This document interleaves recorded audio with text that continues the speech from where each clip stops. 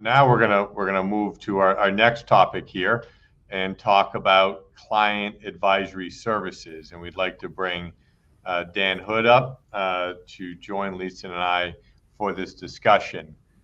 Dan, I mean, we've been working on this for a decade plus now. Yep. And it is, I think we're at another inflection point, and I love your quote here. So first, thanks for all that you do at Accounting Today, a great resource for the profession, and welcome to the town hall.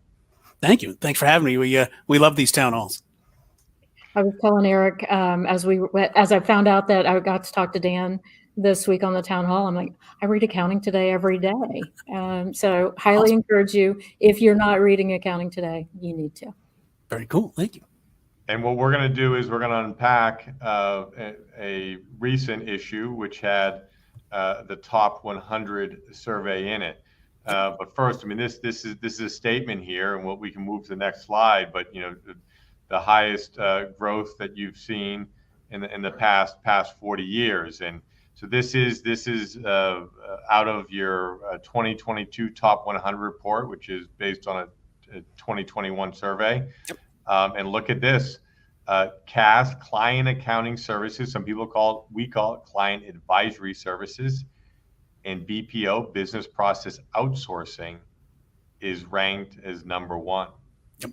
And we do this question in every year survey. We've done it for over 30 years, and we've never seen anything sort of climb up the ranks like this in terms of a widespread dissemination across the top 100. So what this is actually registering is how many of the top 100 firms are offering this service and seeing growth in it. So all of 84% of the top 100 firms saw growth in this area in 2021. We've never seen anything that wasn't a test services achieve this widespread success across the top 100, and you'll see we got another slide that'll show its sort of growth over the year. We've never seen anything rise up the ranks in terms of the large numbers of firms that are offering it the way CAS has. It's just it's been pretty spectacular. We've seen some ones that get big pops when they arise, new services like back in the day when SOX came out, or IFRS consulting or something like that, but none of them have had this sort of relentless rise to the top. It's really pretty amazing.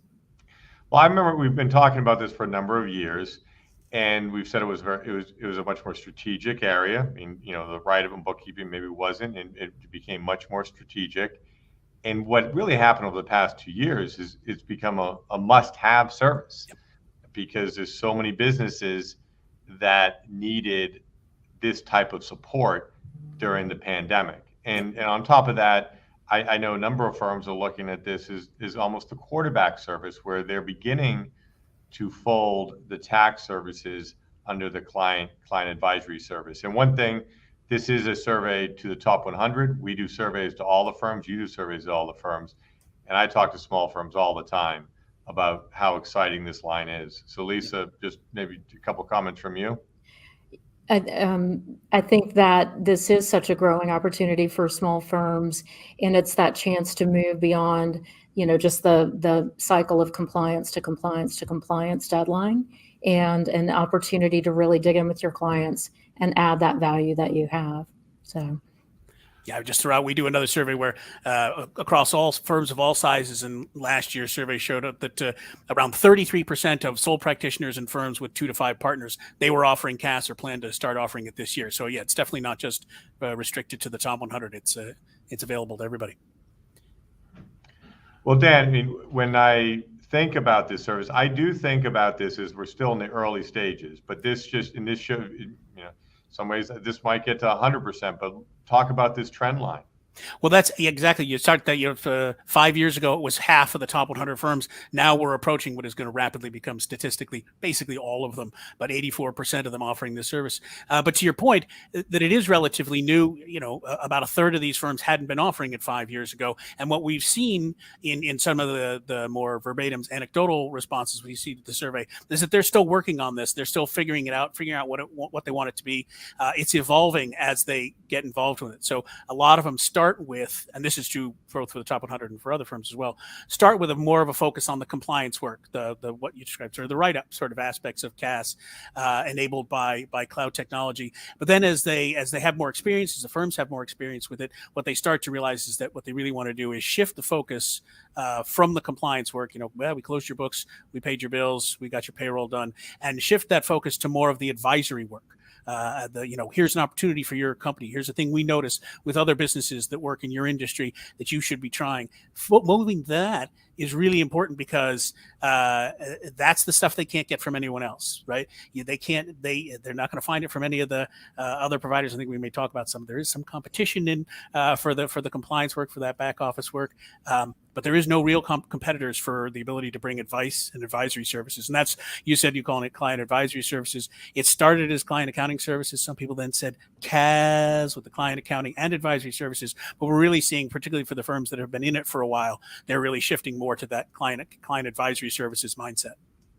Yeah, we like to stick to 3-letter acronyms too. So, so this here, at least you look at this, these are 2 quotes from 2 of the firms in the survey, and a couple of takeaways here. It's about, tailoring your solutions.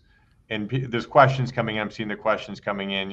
Again, people saying, what is CAS? Define it a little bit more. At the very basic level, it's doing the bill payment, it's doing the accounting work, it's doing the monthly close, it's doing, some of the controllership, and then it really expands into that advisory elements where, when we know firms that really drive success, you're focusing on a vertical, you're becoming an expert in a vertical, be it restaurants, be it professional services, be it new technology startups. And then the other thing that's beginning to evolve is just making sure you've got an integrated tech stack. Those are things that we're working on. So Lisa, maybe some additional comments from you on how you see firms driving success.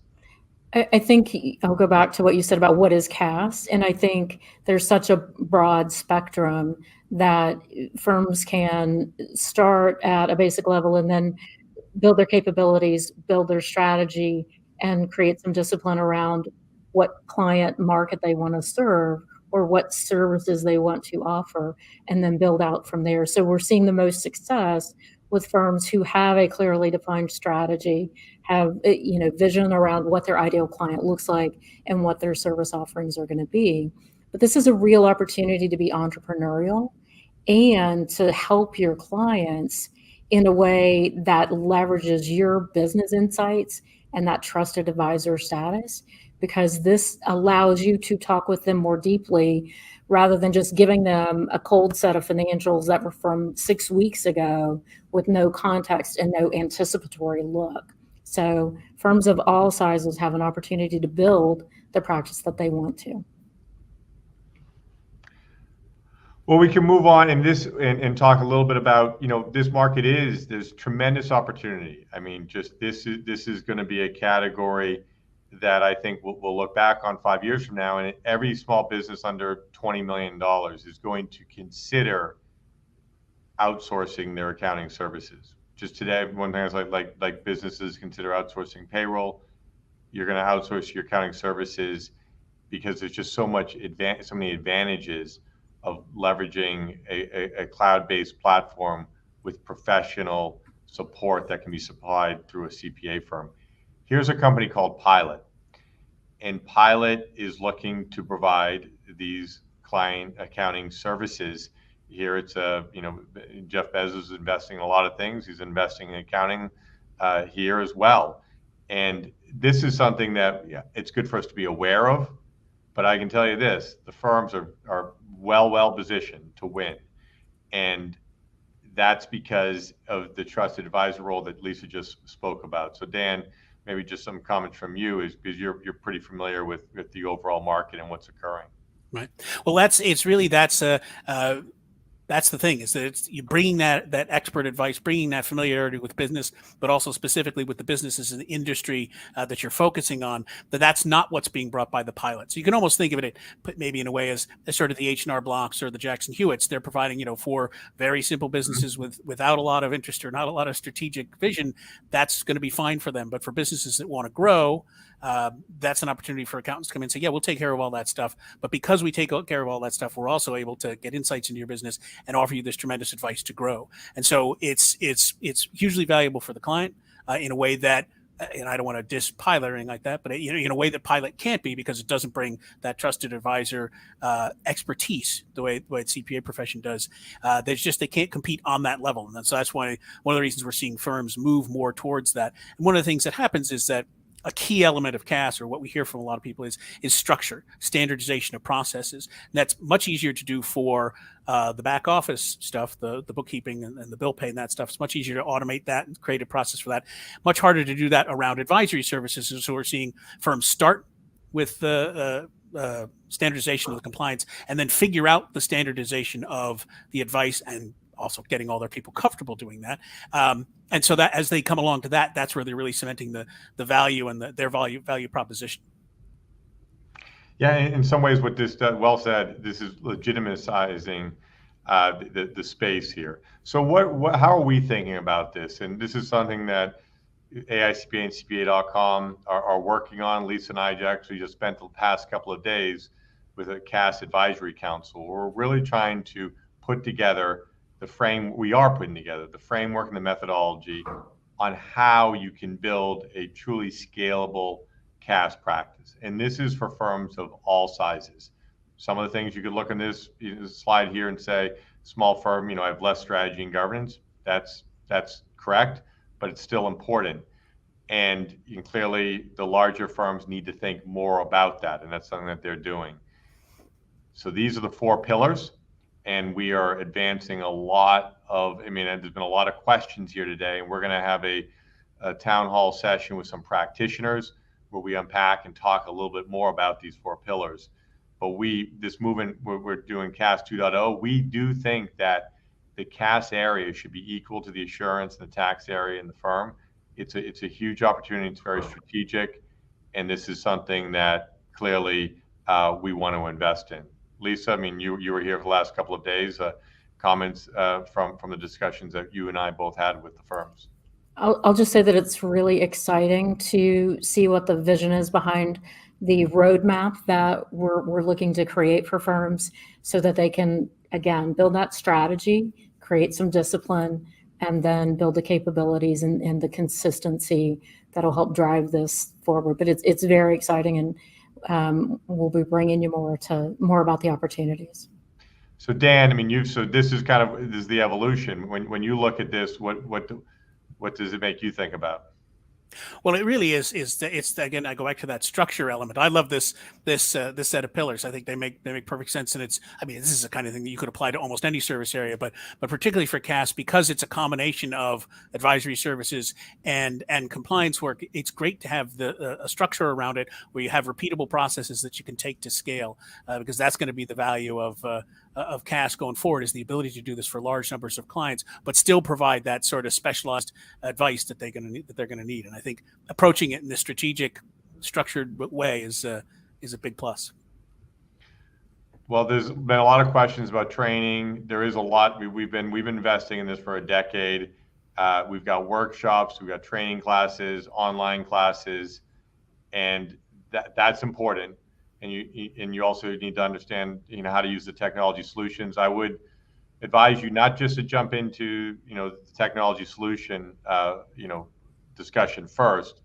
Think about the practice area, think about the strategy, the vertical you want to focus on. And actually, Lisa, we talked last week about building a SOC practice. This isn't something you need to do overnight. You could think about this as actually a multi-year journey. Absolutely. Everything is a path to building out those capabilities. And I think we're working really hard to create that path for you. So we've got, just like we had the tax season survey, we've got the 2022 CAS benchmark survey. If you're in the CAS area, we'd welcome your input, and we'll give you early access